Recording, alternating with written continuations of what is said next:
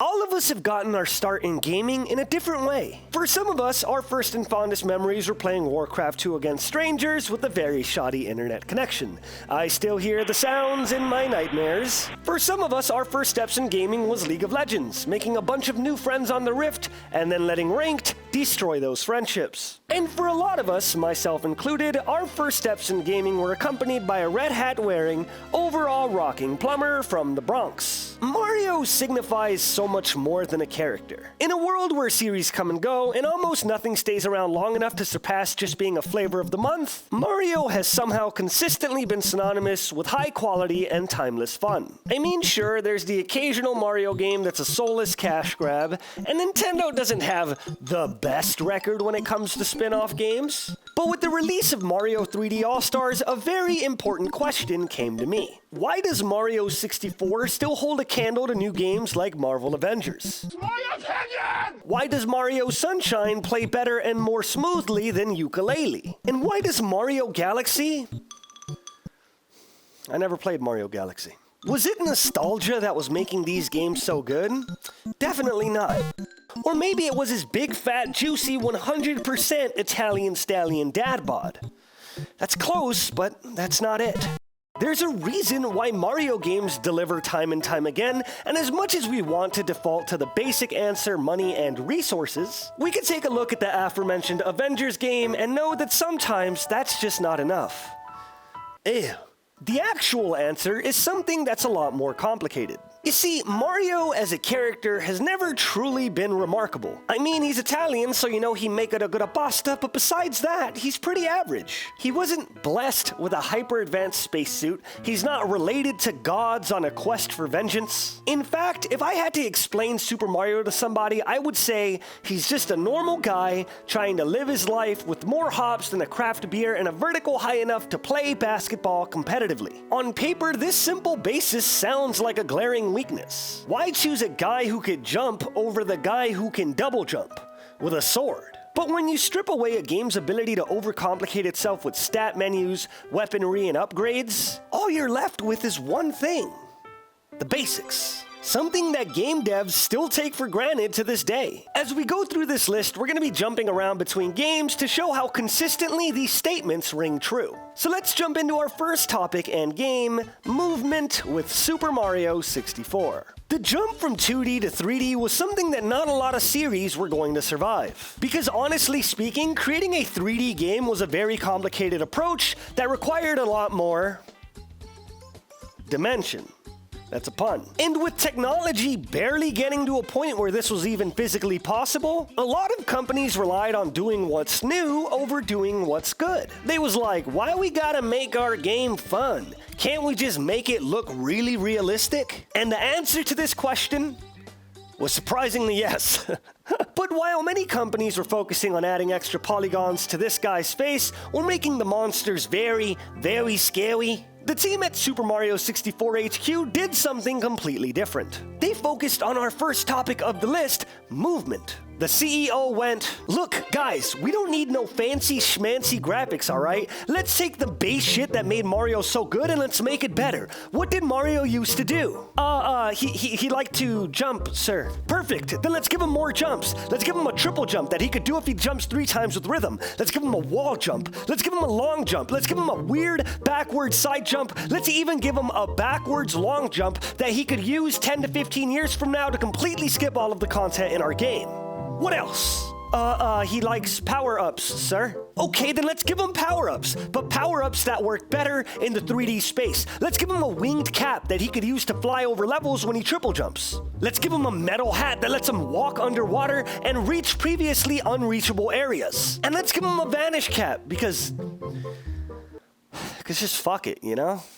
Oh, what about Yoshi, sir? No! The movement in Mario 64 is something that most companies haven't figured out to this day. You see, movement in gaming is widely underlooked. It's normally just a vehicle to deliver you to your next big stat-based battle, or it's really satisfying in combat, but once you remove combat from the equation, it's just...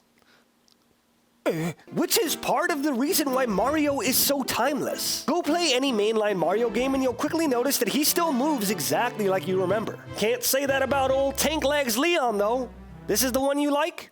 Is this who you stan? Which leads us to our next point. But first, did you know the majority of the people watching this video are not subscribed to the channel? I started a new schedule where I upload Monday, Wednesday, Friday, and I've been having a blast doing it, and I'm doing a lot of things to upgrade the series as well, so I think that you would have a lot of fun subscribing to the channel. If you're already subscribed, I love you, and if you're not subscribed, please think about doing so because you'll help the channel out. I really enjoy doing this stuff, and you guys have been really supportive as of late, so I can't thank you enough. Okay, let's keep going. Now, let's discuss our next topic and game, freedom with Mario Sunshine. You see, Mario Sunshine took everything that made Mario games good and expanded them tenfold. Movement was better than ever, allowing the same scope of platforming abilities that you had before.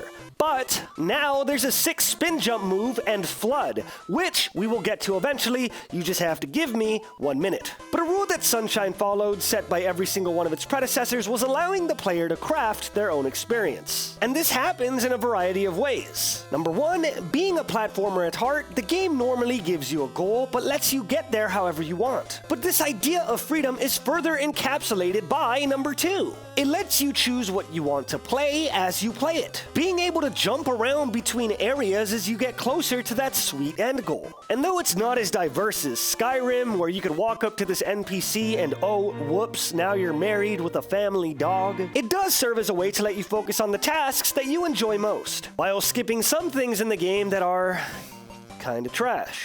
Allowing players to take breathers from incredibly frustrating tasks, or just skip them altogether, gives Mario the feeling that you're always doing what you want, and trying to stop Bowser, I guess. Which is why most of us don't have frustrating memories with our plumber hero, because we were rarely ever stuck. It's like your mom coming up to you and saying, "Aw, Timmy, are you not having fun playing soccer right now? Well, that's okay, Timmy. Let's go play on the swings." But there's still one more reason why Mario is top dog. A reason why Mario acts as a stamp of approval from the gaming giant Nintendo, saying, "Hey, you see this guy right here?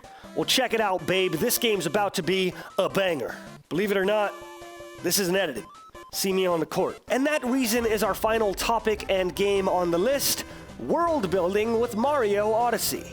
We're gonna skip Galaxy for now. Going back to what I said before via the power of a flashback,